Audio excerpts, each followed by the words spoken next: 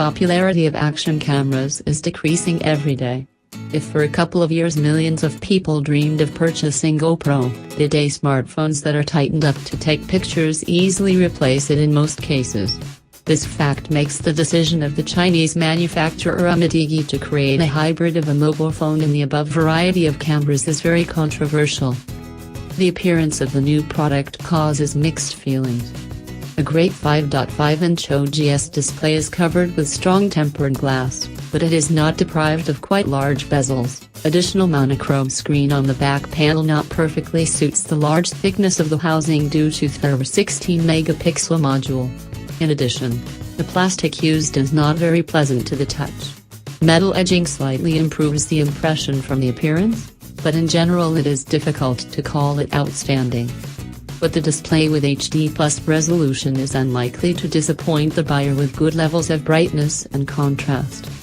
The performance of the gadget is low, but comfortable for daily work. The combination of 8 cores of the MediaTek MT6750T CPU, 4 GB of RAM and the adapter from Mali, T860MP2, will run a lot of games and resource-demanding applications on low-medium graphics settings. 64 GB of ROM with support for expanding the microSD memory cards will be enough to store numerous photos and videos taken by the phablet. Unfortunately, the photo module at 16 megapixels doesn't stand out among the analogs of the opponents. The same words apply to the 8-megapixel frontal photo sensor. But the autonomy of the unit does not fail, because it has a 4000 mAh battery, which guarantees about 8-9 hours of active gadget time.